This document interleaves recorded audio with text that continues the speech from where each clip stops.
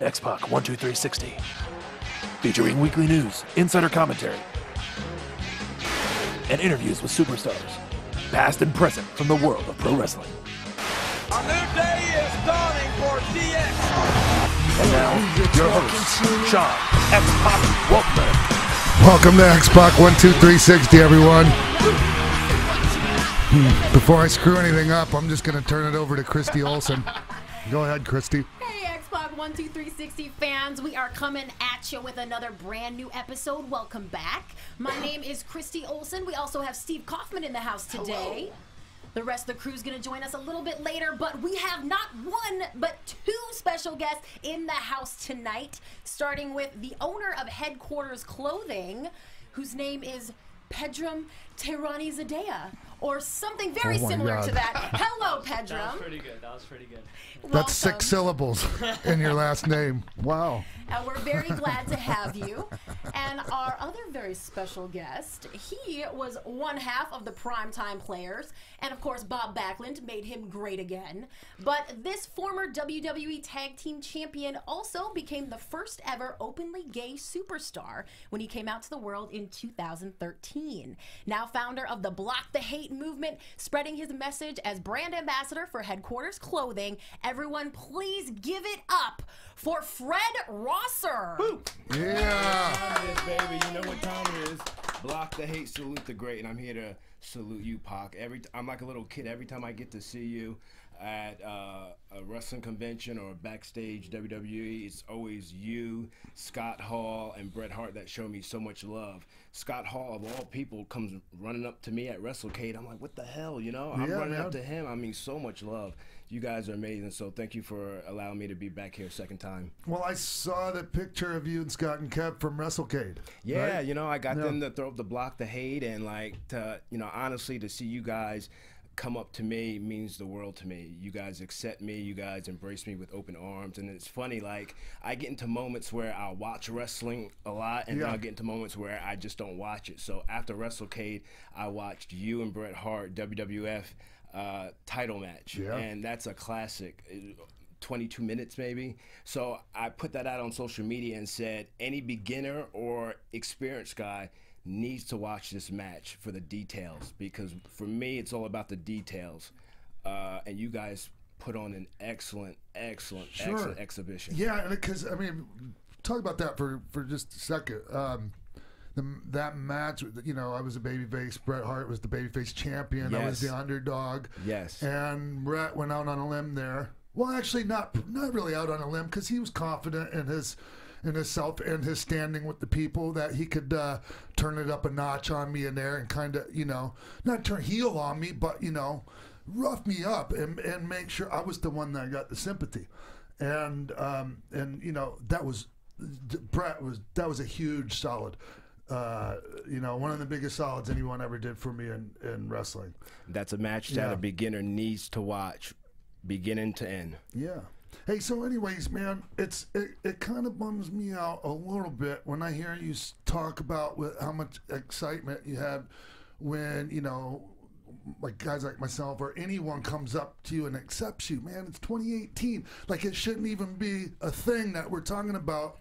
Like, of course you're accepted, man. Well, I'm okay, but it's the people that follow me on social media that are struggling. So I always say that my fight is much more bigger than in the ring. Yeah. It's outside of the ring, fighting bigotry and hatred and trying to be the voice of the voiceless when it comes to our LGBTQ youth. So that's why every time my feet touch the ground every morning, I know someone's counting on me. So yeah, and you know, I mean, and not just wrestling, but, you know, just our culture in general hasn't always been so you know, ready to accept with open arms. So, I mean, so I get it, you know. I'm not the first gay WWE superstar. Exactly. And I'm definitely not the last. So we need more representation. I always say that. That's why I'm here today. That's why I've got my mom. I've got my business partner, my homie. At the end of the day, Pedram here, because I always say none of us are as strong as all of us. So the better I can tell my story with these folks, hopefully it can change someone else's life. For sure. That's really beautiful. For sure.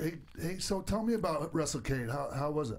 It's my first time at WrestleCade. I met thousands of fans, and this was in Winston-Salem, right? So this is the South. That's the South. And I met quite a few transgender people, Yeah. and they were big fans of me. I said, you know, it's the holidays. Be a part of my family on social media because these people are down and out. Sure. And I can see it and I can feel it. And I just gave them so much love, and they joined the Block the Hate movement because it's strength in numbers.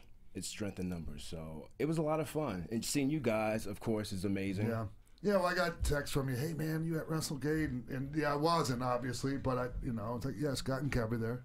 Yeah. So, you know, like, obviously, so great that you guys see each other. Who'd you work with? WrestleGate? I was in a battle royal, a Legends battle royal. The two last contestants were me and Fala. You follow Ba? Yeah. Amazing talent. If you ask him, I helped train him. IWF in West Patterson. I started in 2002. Right. He started in 2004, 2005, and he just moved well for his size. And of course, I'm thinking, man, this guy's like Yoko. Sure. And he moves so well, and he listened, and that's very big, I'm sure, to an OG like you. Listen in the ring. Listen. It's like kind of the most important thing when you get in there with one of us. Yes.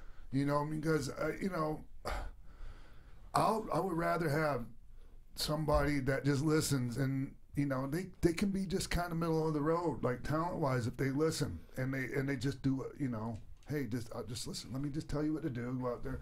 I'll have a better match with them than with the guy that thinks he knows what's up and, you know, kind of half-ass listens. Exactly. And this past summer, I wrestled my bucket list match, Billy Gunn. Oh yeah.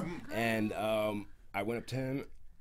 Well, he came up to me and was like, "Oh, what do you want to do?" I said, "I'm just gonna follow you in there." So we didn't have much going. He told me, "Well, we might do this, we might do that." I said, "Hey, I'm gonna follow you." But my goal going in there always is, you know what? I'm gonna outsell you, motherfucker, because you're known for selling. Well, I'm gonna outsell you, make it look believable, and that's what I did.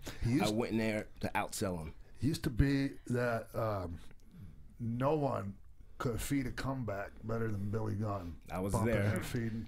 He did it for you? Well, I was bumping and feeding for him. I was gonna say I was the other way around, huh? Yeah. But he always has snap to his That's stuff. it. So he had snap. I'm gonna have even more snap. So that's what my goal was. Yeah. And were you there, Mom? Yes, I was. Hey, so hey, real quick, like when the last time you were in, and it's been a while since you've been in. You talked about your mother. Can we bring your mom in? Absolutely. That's why she's here. Yeah. Oh, this is so Hey, exciting. introduce everyone to your mother. Go ahead. She's Robin, rated R Rosser. Sonny? She's rated R. She's more rated R than me. My manager has to watch out for me. Has to watch out for her more than me. So my mom's here. I love her to death. She's a big wrestling fan too. Yeah. Were you a wrestling fan when Fred was a child? Oh yeah. We went to see Bruno, Hulk Hogan, all of the greats. Yeah, back in the day. Yeah. Hey, well, we're honored to have you in studio with us. Thank you. Thank you. And Fred's talked about you before, and he kind of explained a couple things about he shared a little of your story. Right. Well, I came out to my son, I guess I must have been about 27, 28. Yeah. And I came out to him, and he said, he sat there and he said, "Well, Mom, I don't care. Long as you're happy, I still love you." And I said, "Oh, okay." I walked into my room, shut the door. I said, "Damn, that was easy." I said, "Damn, that was easy." So, which one of y'all came out first? My mom came out first, Okay. and I was fearful as a kid. I didn't come out to her until I was 28 because back in the 80s, the science wasn't as strong as it was. Sure. The same-sex couple can have kids, so no one wants to let their mom down. Right. So I never came out to her until I was 28, and she was so supportive. And people say, "Oh, your mother knew. Your mother knew." I said, "No, she didn't," because I had girls around the house. Wow. I did not know. He had 2 girls in his bedroom. I went to the bathroom, and I see this girl coming out. I was like, "What the hell is this?" And then I go to lay down, go to sleep, come back again, and another girl who was tall. I was like, "What the hell?" So I said to his father, I said, "He got 2 girls." Were you high-fiving and go, "Yes"? Yeah. All that stuff. Who knew? And they were friends of mine. friends. So they were just hanging out. Just friends. hanging out. So it wasn't like you were necessary. That was my cover-up. Was it at the same time? Was it a cover-up too? It was my cover-up. Yeah. Okay. I wasn't doing anything. They were my That's friends. so sad, man. Like, I mean, I know we talked about this before, but it makes me profoundly sad to hear that you or anyone had to live like that. You know, I'm so sorry that, you know, anyone has to go through that. I said, you could have told me. He's like, Mom. Yeah, but here's the thing. Too much pressure on me. I was like, oh my God. And this isn't just what we're talking about here. This isn't anything. Like, we get in our own head and we get ourselves all worked up. But in 10 minutes, we could have like an end of the world scenario for something that, you know, ends up being kind of easy, actually. Yeah, it was easy. Wow. It was fear. It was fear of the unknown. I didn't want to lose friends. I didn't want to not get signed with WWE. Yeah. So it's just fear of the unknown. And there was no out wrestlers, you know? Yes. So there was no one to say, well, if he can do it, I can do it. Yeah. Now I was courageous enough to come out, and now there's more representation coming out. Yes. And that's what it's all about. Yeah. Hell yeah. And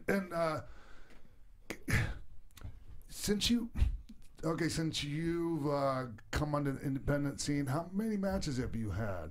Well, this past year, it's been a little bit over a year since I've been released. I've been doing a lot more speaking engagements and a little bit of wrestling. Yes. And Brett was a big help, kind of helping me get with reputable promoters to work with. So it was a very limited schedule. You know, for 10 years with WWE, you go from being on the road 300 days a year to maybe 4, 5, 6 times a month.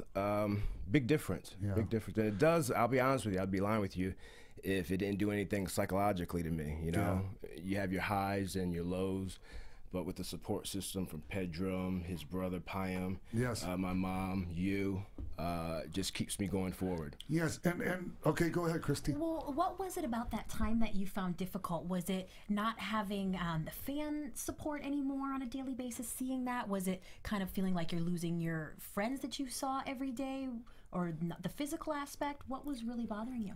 I just love this business so much. I wasn't in football and then get right into wrestling. I grinded on the independent, so it's always been a lifelong dream of mine to be a WWE superstar. And I'm 35, I still got a lot left in the tank.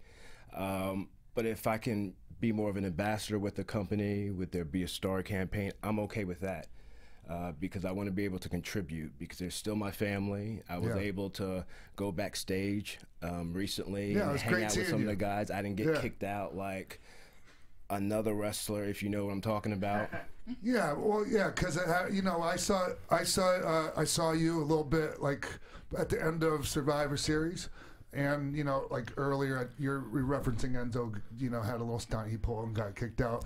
That's like apples and oranges. And you know what? I tell people we have different Everyone ways. was happy to see you. Yeah, but we have different ways. We have different ways, Pac, of expressing our passion for the business. Yeah. He wants to steal the show. I just want to watch back with my YouTube friend as a fan. Just watch the show. Watch my colleagues, just like you. Yeah. So we have different ways of expressing our love for the business. Yeah, but you know, to think that, you know, everyone wouldn't be happy to see you, that makes me sad to hear that. And it was, you know, everyone was honestly happy to see me. Of course they were. Marty Miller, you know Marley. Yeah. Marty, he started as a camera guy, now That's he's right. directing. And I said, Marty, is it okay if I can get 2 tickets to come see Survivor Series? Sit me by the hard camera where I would sit before shows and kind of assess what you're going to do out there. And he sat me there. No one bothered me. I watched the show as a fan, and it was a great time. Great time. So, as far as the indie stuff and all that, do you feel like you're getting? Are you putting yourself out there right now? Well, again, 2018 was spent more doing speaking engagement. 2019, I think I'm going to be a little bit more forward. A goal of mine is to go to Japan. I've never been to Japan. I've always been on a different tour with WWE, but I've never been to Japan. So that's a goal of mine. And I've been in 2018 trying to see who do I have to talk to get into Japan. I've talked to a few people, but you know, it depends on where, you know, what you're interested in doing over there, because there's a lot, you know, there's. I want to just be able to experience it. Just go to Japan. Yeah. I mean, I'm sure that can be arranged. If you can make millions out there, everyone would be doing that. I'm not in it for the money. You know, if I would have done this for the money, I would have complained a long time ago. Sure. So. Yeah, I'm just wondering if you feel like you know, like a lot of the wrestling promoters shy? Do you feel like anyone's shying away from you? I'm trying to focus Because of obvious reasons? No, I don't think so. I'm just trying to focus more on quality over quantity. Bret Hart helped me in 2018. 2019, I'm going to be more forward. You know, Are you gonna make that dream list of the guys that you'd want to go up against? Well, this past summer, Billy Gunn was bucket list match. Yeah. So you're good there? I accomplished that. I've always wanted to work Kurt Angle, but he's doing his thing in WWE. He's a favorite of mine. But again, you're going to be seeing me out there in 2019 more, definitely. I always wanted to do a singles match with you, but you always say, oh, brother, it's got to be a tag. It's got to be tag. Well, whatever you got to do. Maybe me and you against Rikishi and someone else, you know, something cool. Yeah. But that's just for me, you know? So you going to sleep at night say, man, I made that dude, Fred Ross or Darren Young, I made his night. Yeah. Hey, Fred, you know, since you took that step, you know, and I remember it being, you know, TMZ found you at baggage claim. I think it might have been here at LAX. Yes, it was. Yeah. Yes.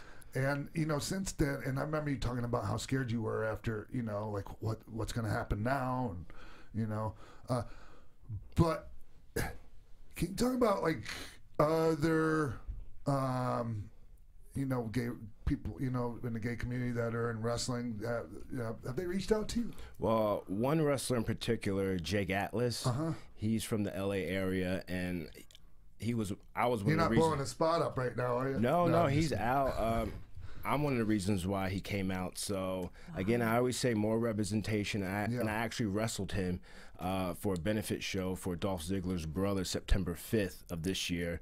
I wrestled him. I said, I'll do the benefit show as long as I can wrestle my own opponent, which I want to elevate. It's not about me. It's about elevating the future. He's 23 years old. I'm 35 years old. So the story was, you know, my time is up, and you know he's trying to take my spot. So we told an amazing story that's on my YouTube channel, Fred Mr. No Days Off Rosser, and there are a lot more wrestlers coming out. You know, And Paro, yes. I He's socialized. in MLW right now, and big old dude, and big dude goes in there and gets it done. Yeah, very aggressive. We communicate on social media.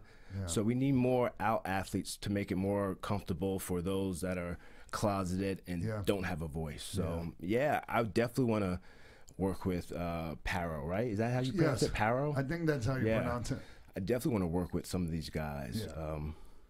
And hey, this is what I wanted to ask you about. You know, the basketball player, Dwight Jason Collins? No, there was a big thing, you know, he like Dwight Howard? Yeah. You're not familiar with that? I might have read something about but I'm not familiar. Can you tell me? There was some stuff came out, you know, like he had an affair with somebody, a transgender person, and you know, and so the you know, word gets out, you know, and just someone to ridiculing and jokes, you know. You hear, you know, you read on pretty disappointing, not surprising though. And I just thought maybe you were aware of that whole situation, and you know. No, I did hear stuff on social media, but I can only control what I do, and you know, it's unfortunate that there's a lot of stigma against transgender people. Transgender has been around for a long time. I'm still educating myself on transgender, especially when it comes to transgender bathroom laws. So I'm still always learning. So I don't have all the answers. I can only control what I do every single day. So I would just, you know, the thing that bothered me about it was, I try to stay away from all that negativity and all, you know, the BS. It is what it is. That's my favorite 5-letter statement. I just think that you're talking about the stigma, and the stigma is what I think caused all of that in the first place. A guy, you know, being afraid that word was going to get out that he might have had, you know, these kind of preferences. Me personally, you know? I can't live that way. That's why I came out publicly. I can't be affectionate behind closed doors and then come out in public and just be like, bros, like, what's up? I just wonder if you had any thoughts on that. Hey, so let's talk about a little. Let's take a break real quick. Hey, Mark. Yes, sir. Hey, should I do the purple mattress right now? Yeah, why don't we do that right now? All right. Hey, here's a question, everyone. How did you sleep last night? Did you spend the night tossing and turning? Did you, Fred? Oh, baby, I sleep like a baby. Do you? You must have a purple mattress then. Anyway, sleep is important, everyone. The quality of your sleep affects the quality of your daily life. If you're struggling to get a good night's sleep, you've got to try a purple mattress. Purple mattresses will feel different than anything you've experienced because it uses a brand new material developed by an actual rocket scientist. It's not like the memory foam you're used to. The purple mattress material feels very unique because it's both firm and soft at the same time, so it gives you comfort and support. Plus, it's breathable, so it sleeps cool. It ends up giving you a zero gravity-like feel, so it works for any sleeping position. Going with purple gets you a 100-night free risk-free trial. If you're not fully satisfied, you can return your mattress for a full refund. It's backed by a 10-year warranty, gets free shipping, free returns, free in-home setup, and removal of your old mattress. You're going to love purple. Right now, our listeners will get a free purple pillow with the purchase of a mattress. That's on top of the great gifts they're offering site-wide. Just text X-Pac, that's X-P-A-C, to 474747. The only way to get this free pillow is to text X-Pac, that's X-P-A-C, to 474747. That's, help me out here, X-Pac, to 474747. Thanks, everyone. I appreciate the help on that. Message and data rates may apply. Thanks again to our friends at Purple Mattresses. Thank you, Purple Mattresses. We'll be right back.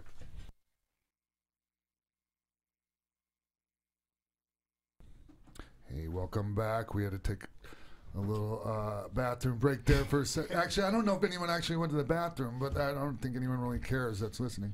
So,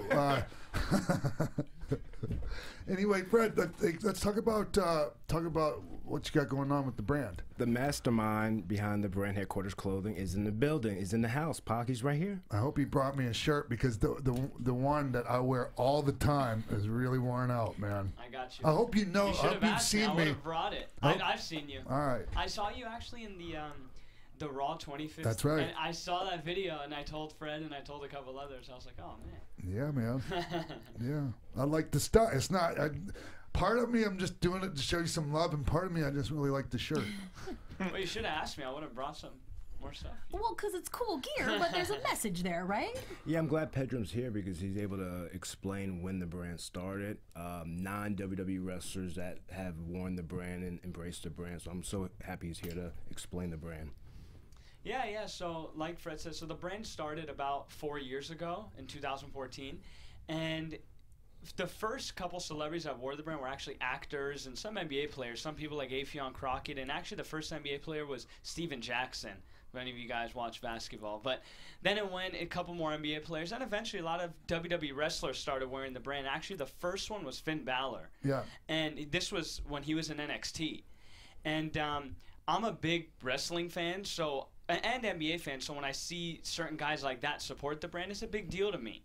And after Finn wore it, he gave it to a couple others. He gave it to Enzo and Cass, actually. And the first picture was them three together. Yeah. And I think Finn was in the middle, Enzo to the left, and Cass to the right. I didn't even know who Big Cass was at the time. Like, I was like, oh, who is that? But I've seen him before. But this was all the way back then on NXT. And from there, it grew. And then eventually, probably a year after that, I actually met Fred. He wore the brand. Actually, the Titus wore the brand. Yes. And then I saw Fred followed the brand. So I reached out to him. I just DM'd him on Instagram because I was like, I showed an interest in the brand. Why not? I would love for Darren Young to support the brand. And I reached out to him, and he wore the brand, posted about it. And then eventually he was out here in LA. They, WWE had a show out here. I reached out to him and asked him, I said, hey, would you love to meet up? We'd love to thank you, maybe give you some more stuff. And eventually he came over our house, and then from there, the rest is history. We became really close friends, which was unexpected. You would never think, as a fan, you're like, oh, wow, I just became cool with a WWE wrestler. So yeah. It was cool. Hey, so what's the actual mission statement of your brand? Well, the brand, like I said, it's called Headquarters Clothing, and it's a brand having to do with success and greatness. Yes. Now, what I mean by that is every design in the brand represents that message. Like, you know, one of your favorites, just the one you actually wore in the Raw 25th anniversary, the Doubters Made Me Do It. Yeah. Or the sweater I'm wearing, a Born for Greatness sweater. You know, it's pretty self-explanatory. Yes. So that's what the brand has to do with. And, of course, we have the Block Date moving together. Fred, show his shirt. Always represent, baby. Always represent. Yeah. We did that collaboration together, and you know, the brand's message and Fred's message of block the hate, making people feel comfortable in their own skin, and, you know, achieving greatness and blocking the hate and getting to your goal is goes hand in hand with the brand, and that's why it works so perfectly. The messages are parallel to each other. Very cool. Yeah. Very Anytime I bring him backstage, and I've been bringing him backstage for years, they always think that we're a couple. Oh, yes. This is my brother. Yes, actually, This is my brother. you know, the funny thing about that, Because obviously, like, if a guy's hanging out with the gay guy, he must be gay too, right? oh, yes, I mean, Sorry, everyone. For anyone that doesn't realize, I was being sarcastic there. Like, maybe go get your sarcasm reader fixed. So. the funny thing is about that, actually, we were at SmackDown. Yeah. I think it was last week or a week and a half ago when WWE's here. And Dasha Fuentes, she hugged me. And she was like, I've never met her before. And she hugged me. She was like, "Hey, it's nice to meet your partner." And I turned to her. I was like, "Wait, what?" And I was like, "Oh no, we have the brand and stuff together." But she thought we were a couple. But yeah, it's true. Most of them thought. Couple referees, they were like, you know, I met a couple referees through Fred, and we hung out, had dinner together, and then when I left, I heard, because I'm really cool, one of the referees, and we were with two of them. The other referee, when I left, was like, are you sure Pedram isn't gay? They're not hiding anything, and I don't know, I mean, it is what Plus, it is. even if you are gay, two gay guys can hang out and not be doing it. Yeah, it's That's how you think, Pac, but a lot of people don't think that way. Yes, that's true. I mean, even for me personally, I never really had like a gay friend before, and when I met Fred, it was like one hand was that aspect, but the other hand was of course he's you know, a WWE wrestler, someone I watch on TV, so it's cool to meet him in person. But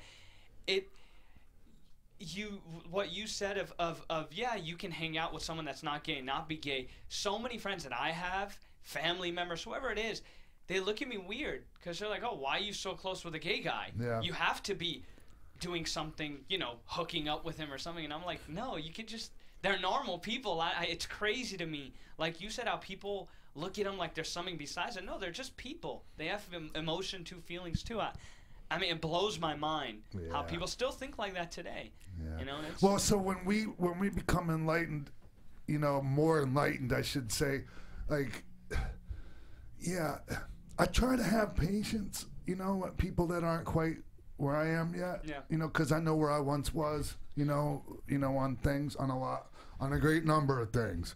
So, yeah, but let's try to do our best to try to get everyone up to speed. That's one of the designs. Patience is a talent, baby. Yes. I always express it to him because it can be stressful as a business owner. Yeah. You have super highs, super lows. So I try to just use my platform to do everything I can to elevate Headquarters Clothing. Yeah. And the reason why I love them so much is the message, the quality, because if the quality wasn't good, I don't know if I would be wearing it. The quality, and they're like family to me. That's why. You know what I want to talk to you about real quick is your struggles with, you know, we talked about it briefly before on the last show, and I think it's important we touch on this, is, you know, like the mental illness stuff. Sure. You know, and how is that going for you, man? Well, for me, I'm fine. I think we deal with different levels of anxiety, and Mauro Ranallo, I'm a big advocate, supporter for him because he deals with mental health. And I love the way he deals with it too, because that's the way I goodness. deal with it, and I think that might be the way you deal with it too. Mauro, you know, he's just very comical and very, you know, he's always made me feel wanted, and he's just so funny and so talented. So I try to stay in contact with him all the time because we don't ever want anyone to do any harm to themselves. So just reaching out to people that are struggling with stuff, it won't solve everything, but it'll do something. It'll do something. I have several friends that deal with, you know, issues, and they're not alone. So we deal with it on different levels. What an amazing. And for me, I like to go hiking. Yeah. I love to relax. I've been 16 months alcohol free, and I always say that. Pedro was like, "Why do you tell people that? It makes you sound like an alcoholic." Yes. I was not alcohol free. Well, alcohol free. It's not like I was in. Oh man, I was in AA, and you know, I'm sober now. When I made the move to LA full time from Tampa, Florida, I chose not to bring alcohol or have it in my system. I threw it all out, and I never looked back. People want to drink. That's cool. Exactly. Whatever. It's like, but some of it, like, it doesn't really. I just don't want to do it. I don't want to do it anymore. So as long you can do it, as long as you're not violent to me or anyone else, because I'm out of there. Yeah. I'm in a very similar boat, and it's very hard to explain to people that it's just like, no, I don't drink. But did you have a problem? Probably not. I'm 18 months sober. That's the way you have to explain it and just move on. And sometimes, like, drinking gets in the way of the things we want to achieve, you know? Exactly. I already work out hard enough, but when you have a little alcohol in your system, you got to work out extra hard. And I tell people I traded Tito's vodka for green tea. So there's been several times I was at a bar and I had to be there for VIP and, you know, networking. And I asked the bar if they had tea, hot tea, any tea. They provided me with tea, and I'm just sipping on my tea. I'm a Pellegrino guy. Pellegrino and a little lime. Anyways. Yeah, so I'm with you, man. Hey, and let's just leave it at that, and let's get in. Like, would you mind talking about a little news stories with us? Yeah, let's freestyle. Yeah. All right, let's do some X-Pac 1, 2, 3, 60 news of the week. Kicking off with this huge headline everyone is talking about. Evolve has announced they'll no longer book Impact talent due to this little recent mix-up with LAX. Little background here, if you didn't know, LAX was pulled from an event that they were supposed to wrestle against the NXT superstars, the Street Profits. Yes. So Impact took them off that show. Evolve not too happy about that. They have said that they are no longer going to be booking Impact Wrestling talent moving forward. So this was for the shows December 15th and 16th in New York, and they've promised that they will replace LAX and still have a great show. But however, this has some more kind of detrimental impact on kind of the industry as a whole and what's going on with Impact, NXT, Evolve. It's the natural progression of things as wrestling is heating up, and you know, everyone's trying to stake their claim now, and you know, like I talked about this before. There's a little bit of brand confusion still now because some of the promotions that have TV deals and different things are using. There's a little bit of crossover in the talent. And WWE has so much talent that they can't possibly afford to keep them all off other promotions. Right. So they've been dealing with this a while, and I think this is an interesting. This is a move. Impact is the one that did this. WWE didn't tell Evolve, hey, you can't book those guys or anything like that. I just saw LAX. I was just with them like day before yesterday. But I think Impact's doing it probably because Evolve wouldn't let the Street Profits lose to LAX. And by Evolve, I mean WWE, assuming. Yeah. That would be the presumption we can all make by the poll. Evolve was informed that LAX would not be able to lose in those matches. Yeah. So I mean, I get it. It's just this is what's going to happen now. You know, guys are going to start like getting a little bit more protective of the talent they feel like is theirs. Or they're going to just like start signing guys to exclusives.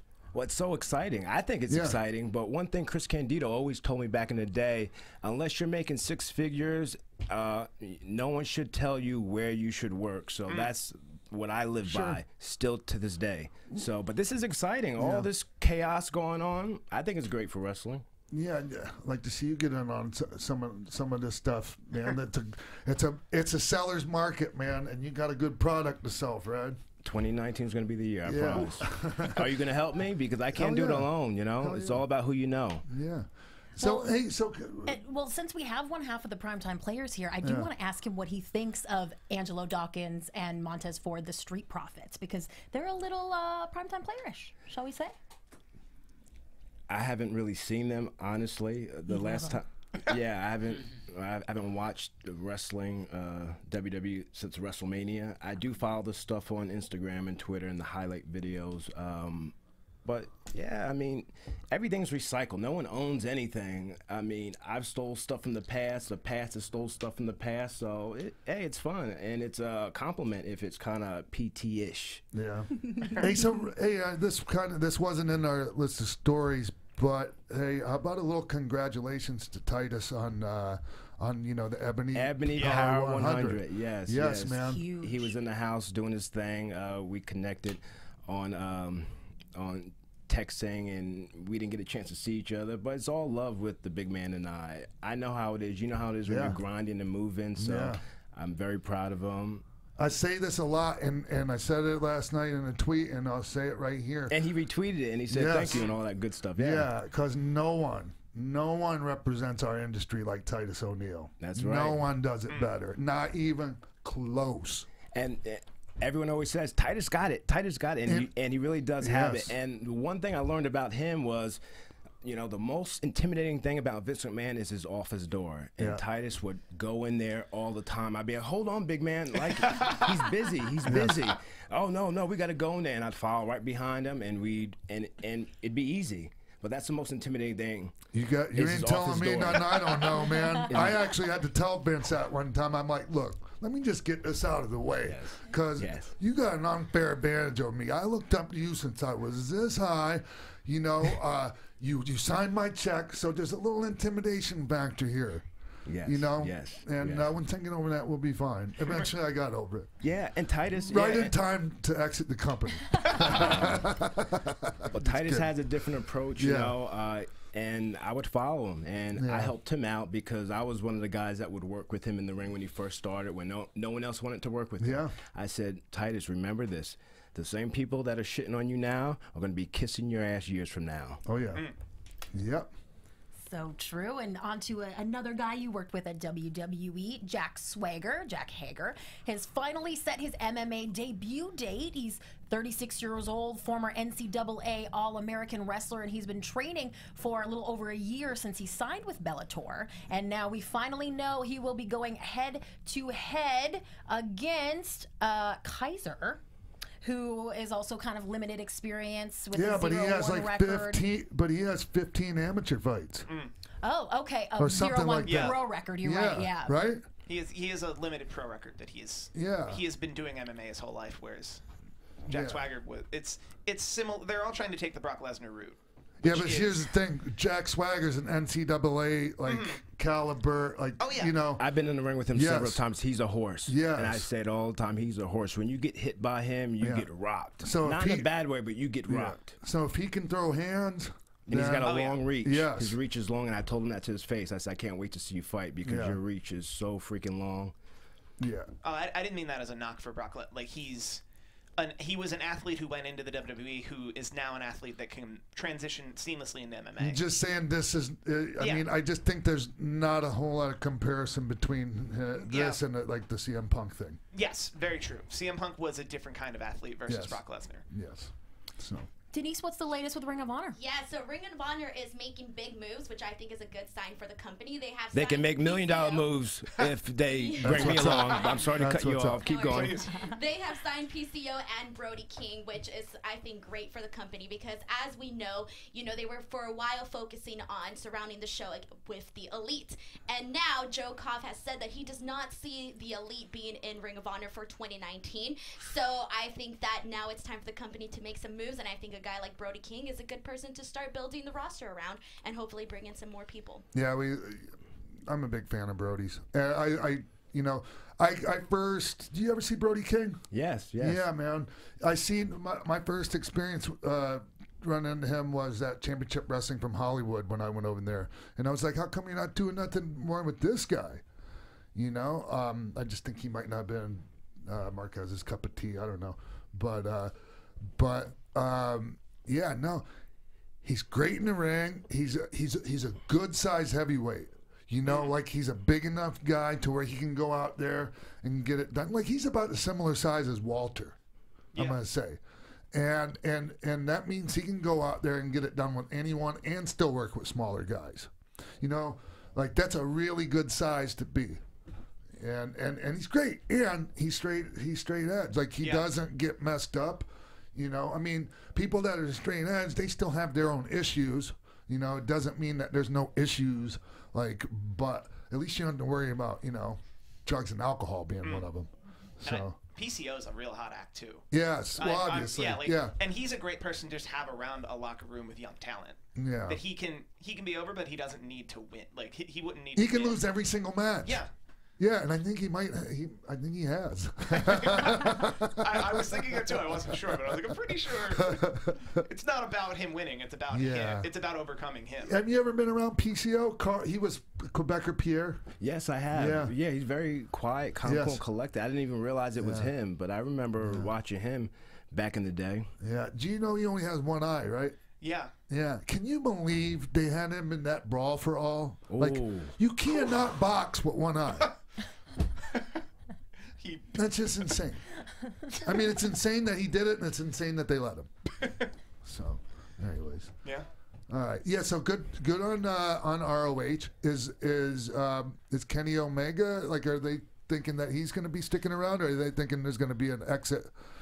Kenny Omega part of the Elite? From the sound of it, definitely most likely an exit, but nothing's been confirmed or said or anything. But as you know, there's already so many other rumors that help support that. You know, and this goes to, like, the whole, you know, we're talking about, you know, Evolve and Impact and WWE and all this. And this is, like, part of that whole discussion of everyone, you know, staking their claims now and, like, you know, trying to, you know, tie up their talent that they need. A lot of people thought that maybe with the way 2018 was going, that they thought 2019, more wrestlers are going to be working here and here and here and here, right? But I think instead it's going to be more of a partnership between certain promotions. So, you know, you have Ring of Honor, you have New Japan, you have WWE, Evolve, etc. So people are going to start pairing off, and I think that's the new thing that we're going to start seeing. But I feel like we're already sort of seeing, like, people staking their claim and saying, this is my guy, so I say where he works, sort of thing. I think it's interesting. And then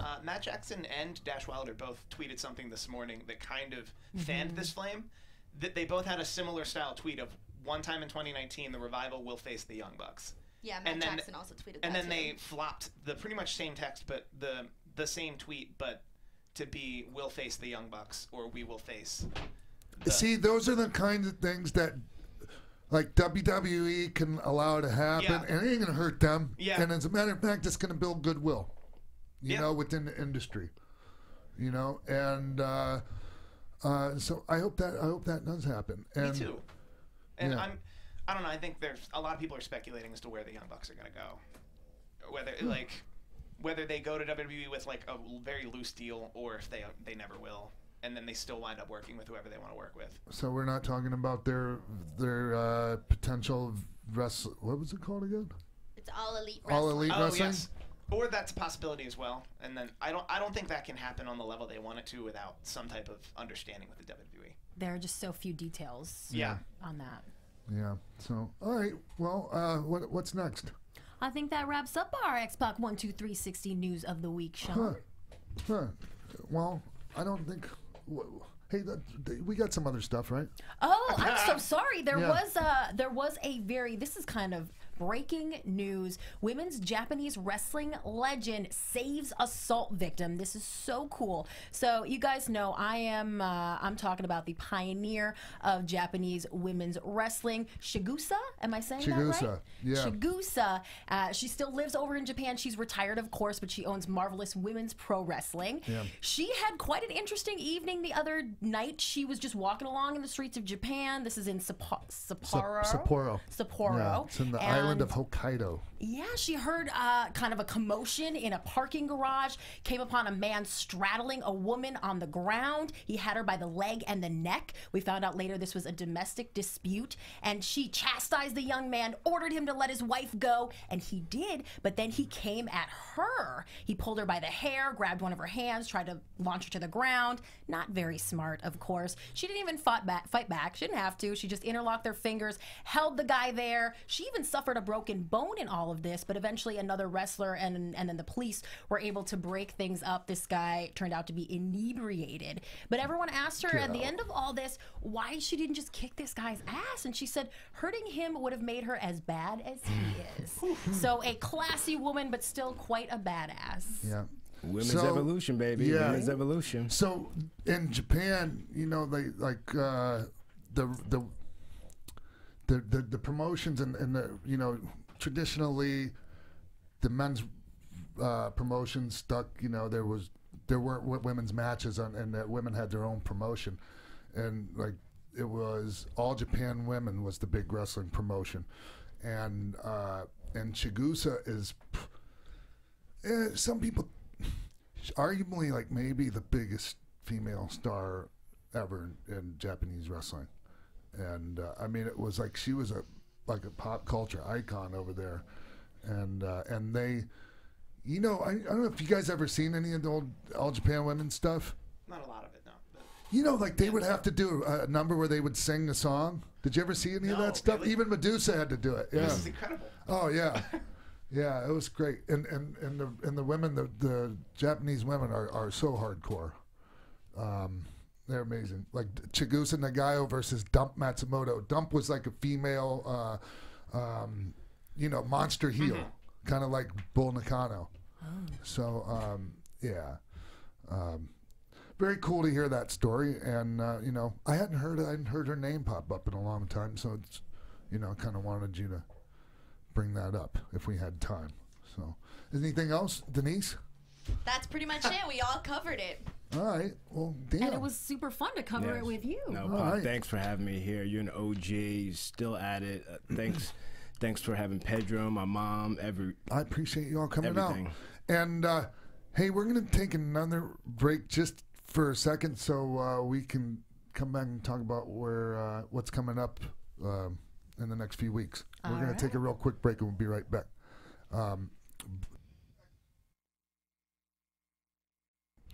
Yeah, I had to take a real quick break, real quick one. But I just wanted to, before we get into like where I'm going to be, and we're going to be at the Wrestling Guy store coming up. Yeah, so December 15th at the Wrestling Guy store is a Saturday. Yeah. You'll be doing like a signing and pictures, but you're going to have a Santa hat, and it's going to be very festive. Well, here's the deal. You know how we get together with our families and we take family Christmas pictures? Well, you know, they have a tree at the Wrestling Guy store. And, you know, I figured I'm just going to, there's a chair, and, you know, I just figured if anyone that wants to come down, you know, we'll have a little meet and greet. We could take pictures. You bring the family and, you know, take a little Christmas picture. A one-of-a-kind Christmas card for the ages. Yeah, awesome. and I have a box of, you know, the shirts I always have, the DGenWO shirts. I have a box of those that, you know, and you can't get those anywhere. So I'm looking forward to seeing it, and it's just going to be kind of informal, and you know, whoever shows up. You know, if not a lot of people show up, I'm just fine with that. I just want to do something for, you know, for the fans. Well, it'll be cool to come hang out in festive wear. Maybe we'll have like an ugly sweater contest. We'll do a couple giveaways. Boy, you're really pushing that ugly sweater contest. Yeah, why not, man? Even the good Wrestling Guy store says, yeah, I'm not feeling it. Really? Yeah. Well, I'm gonna be dressed like an elf. You're more than welcome to wear your ugly sweater, Jimbo. I'll be there. But, ugly sweater and all. It'll get a lot of attention. Social media is like a second job. Yeah. So, and also I just wanted to thank everyone, like Tommy Dreamer, House of Hardcore, the Blizzard Brawl show I was just at this weekend, and also the day before I was at ACW, that's Hornswoggle's promotion in Oshkosh. It was a hell of a crowd, and I had a great weekend. I got to hang out with MVP, who we're gonna have on the show soon. He's got a great story. He talked about, and he has his own one-man show that he just did in the UK. Most Valuable Prisoner. Most Valuable Prisoner, which it's a little bit like Mike Tyson's show. I don't know if any of y'all have. You ever see Mike's show? No, sir. His live show is amazing. No. So and Hassan's story is amazing too. So, anyways, he's gonna be on coming up soon to talk about that. And also next week, I'm happy to say that we'll be joined by. No offense to any of my other dear friends and partners, but my favorite tag team partner, and he's the mayor of Knox County, and his name is Glenn Jacobs, a.k.a. Kane. He'll be on the show next week. Yes. Wow. So, yeah. Anyways, I appreciate everyone tuning in, and Fred, thank you so much. No, thank you. And Speaking of Kane, he's just light as a feather to work with, and such a pleasure. It's amazing all his success. Kane wouldn't say the same thing about me. I put him. I'll probably bring this up when I talk to him next week, but I put him in the hospital 3 nights in a row. Oh my goodness. Yeah, the first night I slammed the cage door on him. And it was on TV, and he was gushing everywhere. And then the next night, we're in house shows, and I hit him with the bell. Because, I'm a heel, and he's 7 feet tall, and I'm trying to get heat. Yes. I'm going to do whatever I can. Absolutely. Wow. So I hit him. He didn't even tell me. Like, he had to go to the hospital and get stitched up again. And then the next night, again. And I had to find out. Paul Bear told me. He goes, yeah, this is the 3rd night in a row you sent him to the hospital.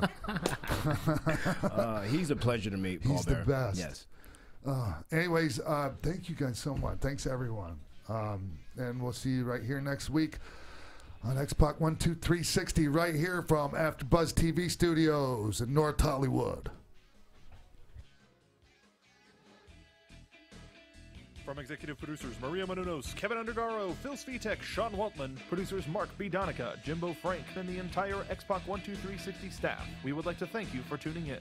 Like us on Facebook, rate and comment on iTunes and YouTube. Follow X-Pac on Twitter @TheRealXpac and email us at xpac12360show@gmail.com.